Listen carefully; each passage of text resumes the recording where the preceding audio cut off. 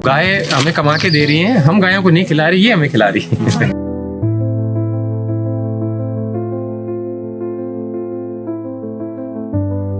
इच्छा बस इतनी थी कि एक मॉडर्न फार्म बनाएं जिसमें सारी चीजें हों, सब चीजों के बगीचे हों और आमदनी हमें पूरी साल आमदनी आए।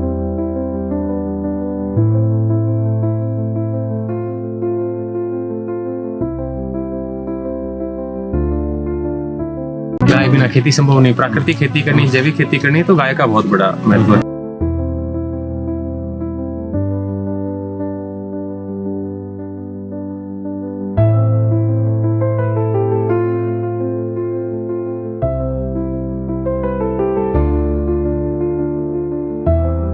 तो ये जो आपने एग्री मॉडल अपनाया है वो किस प्रकार से तो अपनाया है, कितनी जमीन में कर रखा है आपने, क्या क्या पशुपालन है? सबसे पहले तो मैंने जैतून का बगीचा लगा रखा है, फिर खजूर का बगीचा लगा रखा है।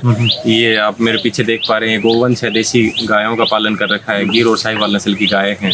अश्व पालन भी कर रखा है, घोड़ी भी पाल रखी हैं। आगे मौसमी का बगीचा है, झाड़ियों का बगीचा है, चंदन का बगीचा है और कुछ कॉटेज बना रखे हैं एग्रो टूरिज्म के लिए, स्टे के लिए गेस्ट रूम भी बना रखे हैं। इच्छा बस इतनी थी कि एक मॉडर्न फार्म बनाएं जिसमें सारी चीजें हों, सब चीजों के बगीचे हों और आमदनी हमें पूरी साल आमदनी आती रहे। किसी महीने किसी चीज से आमदनी हो रही, किसी महीने किसी चीज से हो रही, बीच बीच में गेस्ट आ रहे हैं तो गेस्टों से भी इनकम हो रही है। और सबसे जो अच्छा फायदा है एग्रो टूरिज्म का, एक नया कॉन्सेप्ट आया है कि आपके खेत में लोग आके आपके पास रुकें, खेती बाड़ी के बारे में जानें, आपके बारे में जानें और जाते टाइम वो आपके खेत के उत्पाद लेके जाएं। जब कोई कस्टमर आपके पास आएगा तो उसके जो रेट हैं वो आप डिसाइड करोगे, वो कस्टमर डिसाइड नहीं करेगा। आप अपना सामान लेके बाजार में जा रहे हो, मंडी में जा रहे हो, तो मंडी में जो बैठा आड़तिया है, जो व्यापारी है, वो उस रेट को डिसाइड करेगा, भाई मैं तो इस भाव ये चीज लूंगा। और यदि आपके खेत में कोई लेने के लिए आया है तो आप फिर भाव आप बताओगे कि भाई ये चीज 10 रुपए किलो है, 20 है, 50 है, वो आप बताओगे। तो इसका एक अच्छा फायदा ये मिलता है किसानों को, एक तो नए नए लोगों से जुड़ने का मौका मिलता है, दूसरा उनका जो प्रोडक्ट है वो प्रोडक्ट इजीली बिक जाता है, अच्छी रेट में बिक जाता है। तो ये अपनी देसी गाय हैं जी, तो इसमें गाय खुली रहती हैं, बस इनको सुबह शाम दूध निकालते हैं, उस टाइम बांधते हैं, बाकी खुली रहती है ताकि इनको पूरे दिन खुली रहती है, इनको भी फ्रीडम मिले, ये भी अपनी मर्जी से रहें, अपने उससे रहें। और गाय जरूरी इसलिए है कि अपने खेत में जो गोबर की खाद है उसकी पूर्ति कर सके। भाई पौधों में कहाँ से डालेंगे, उसमें केंचुआ खाद बनाते हैं, उसमें मदद मिलती है। साथ में ये गाय बिना तो खेती गाय बिना खेती संभव नहीं, प्राकृतिक खेती करनी, जैविक खेती करनी, तो गाय का बहुत बड़ा महत्व है। दूसरा, घर पे खाने के लिए अच्छा दूध मिल जाता है। तीसरा, हमारे पास जो गेस्ट आते हैं उनको खिलाने के लिए दूध, दही, छाछ सब मिल जाती है। चौथा, जो इसका लास्ट बाय प्रोडक्ट बचता है, घी तैयार करते हैं, वो घी हम हमारे गेस्ट हैं वो लेके चले जाते हैं। 2000 रुपये लीटर हमारा घी जाता है। तो गाय हमें कमा के दे रही हैं, हम गायों को नहीं खिला रही, ये हमें खिला रही है। मतलब हम गायों को नहीं पाल रहे, हमें हाँ, ये हमें पाल रही हैं हर तरह से, हमारे पेड़ पौधों को पाल रही हैं खाद के रूप में, हमें दूध दही खिला के पाल रही हैं हर तरह से। तो कोई भी यदि किसान भाई अपना फार्म बनाना चाहता है तो गौ पालन जरूर करे, वो बहुत जरूरी है। गौ माता के बिना तो जीवन नहीं है। अच्छा, आपने बताया गौ पालन करना जरूरी है, तो ये आपने कौन कौन सी नस्लें? मेरे पास गिर और साहिवाल नस्ल की गाय। ये क्यों चुनी आपने? अपने एरिया को देखते हुए पहली बात तो इंडिजियस ब्रीड, भारतीय नस्ल की देसी गाय हैं वो जरूरी है। देसी गायों का पालन करोगे तो ही प्राकृतिक खेती आप कर सकते हो। इनमें भाव होता है, मातृत्व होता है और बहुत दिव्य शक्तियां भी होती हैं, अलौकिक शक्तियां होती हैं जो पॉजिटिविटी फैलाती है, स्प्रेड करती है, जिसमें आप कोई भी चुन सकते हो, थार पारकर भी चुन सकते हो, राठी भी चुन सकते हो, नागौरी भी चुन सकते हो, हरियाणा नस्ली गाय भी चुन सकते हो।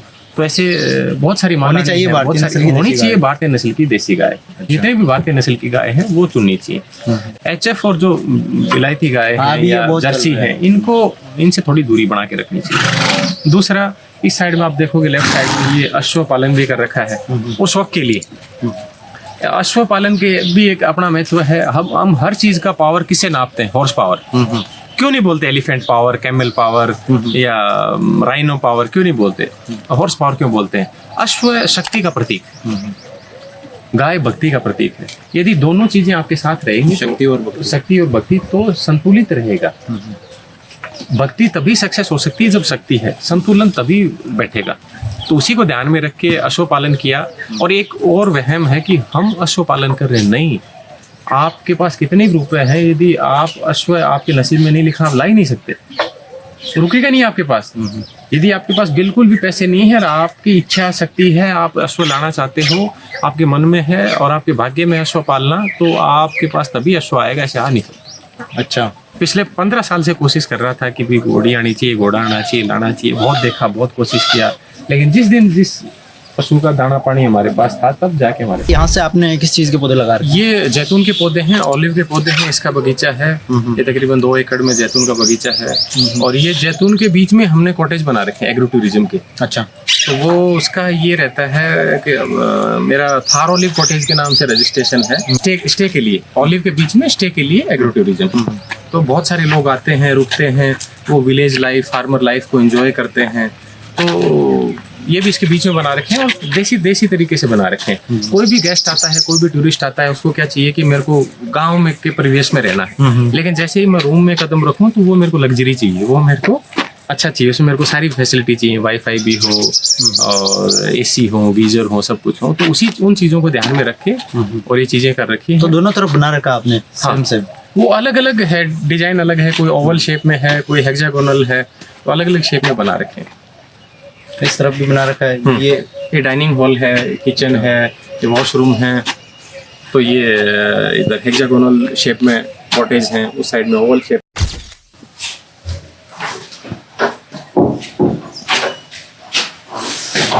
ये इस टाइप के कॉटेज हैं और इसका भी उद्देश्य ये है कि कोई यहाँ पे सोए, बेड पे सोए तो उसको सामने प्रकृति का नजारा दिखाई दे। पूरा शीशा लगा रखा, बड़ा टफन ग्लास लगा रखा है, एक एक्स्ट्रा बेड भी दे दिया, साथ में बच्चे आए तो सो सकते हैं, बैठ सकते हैं, सोफे का भी काम करता है। तो ये तो आपने ये दीवारें इस प्रकार से कैसे बनाई है? मतलब या तो ये हेक्सागोनल शेप है। क्या है इसका? ये मेरे पास नीदरलैंड से गेस्ट आए थे, अच्छा, डच आए थे, वो रुक के गए थे, एक हफ्ते रुक के गए थे, वो मेरे को इसका स्केच दे के गए थे।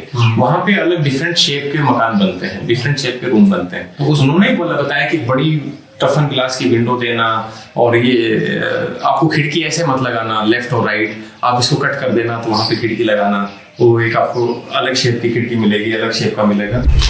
तो आपने ये ऊपर क्या कंसेप्ट अपनाया? इस ऊपर भी सेम है, नीचे 4 सीलिंग है और साथ में ऊपर टीन डाल दी ताकि कोई नमी और कोई मॉइस्चर कुछ नहीं। तो ये टेम्परेचर को मेंटेन कर लेता है? टेम्परेचर को मेंटेन करता है। टीन भी आइसोलेटेड टीन है। अच्छा,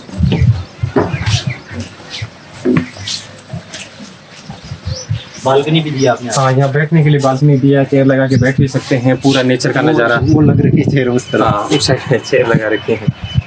तो वो और ये अलग अलग है? हाँ, इनकी शेप अलग है, वो अंडाकार है, अंडाकार है।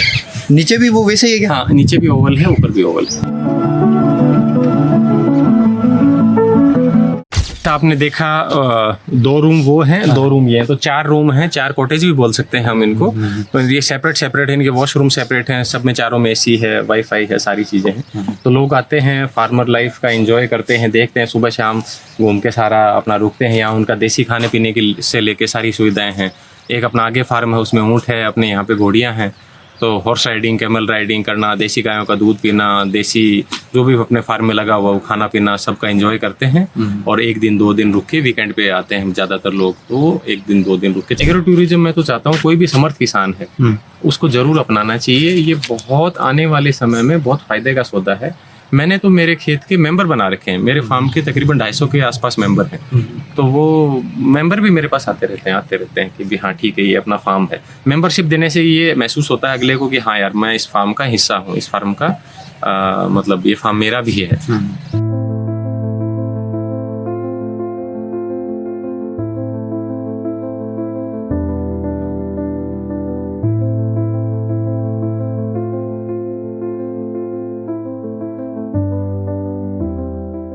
तो ये जो पौधे लगा रखे हैं ये तो चीकू के पौधे, घर में 1-2 पौधे चीकू के जरूर होने चाहिए। मतलब आपने एक पेड़ तो सभी के लगा रखे हैं? हाँ, 2-2 3-3 पेड़, आम से लेके चीकू से लेके सारी चीज, सब कुछ।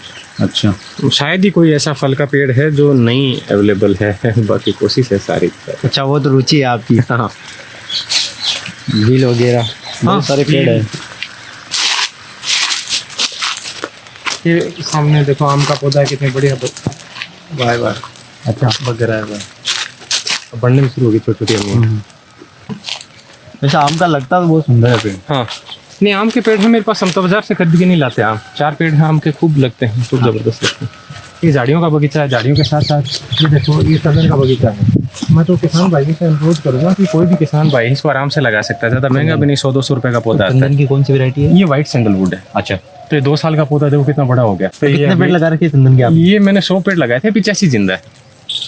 इसमें 100 लग रहे हैं? हाँ देखो बीच में सारे, हाँ। आपके बीच में सारे। और ये कौन सी बेर की कौन सी वैरायटी है? बेर की मेरे पास ग्रीन एप्पल बेर है, बाल सुंदरी है और कश्मीरी एप्पल बेर है, 3 वैरायटी। कितने पेड़ है अनार के?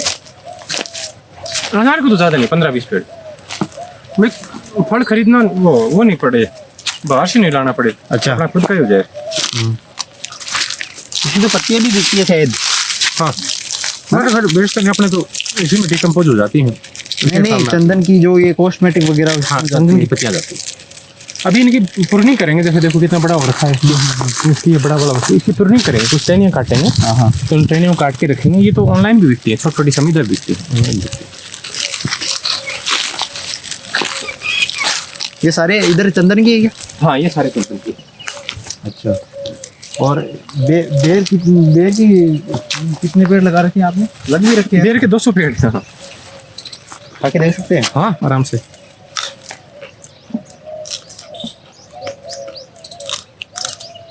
ये मौसमी की जाफा वैरायटी है। इसकी सबसे बड़ी खास बात ये है कि ये लंबे समय तक हरी रहती है। पेड़ पे यदि लगी रहेगी आपकी दिसंबर जनवरी तक, तो भी हरी रहेगी। और अभी लगने लग गए, लगने शुरू हो गए। अभी 3 साल के पौधे हैं ये। अपना इजराइल और हरियाणा सरकार का एक प्रोजेक्ट है, वहाँ से ये पौधे प्राप्त किए थे मैंने। कितने पौधे हैं?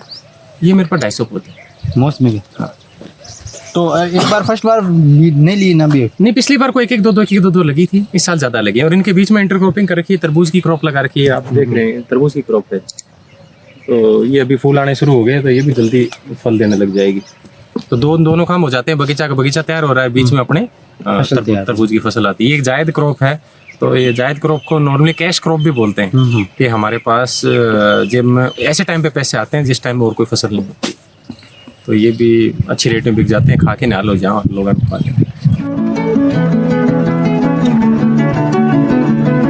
तो कोशिश ये थी कि भी अपन सारी चीज़ों के पौधे लगाएं, सारी चीज़ों के बगीचे लगाएं जो यहाँ पे अवेलेबल हो सकते हैं।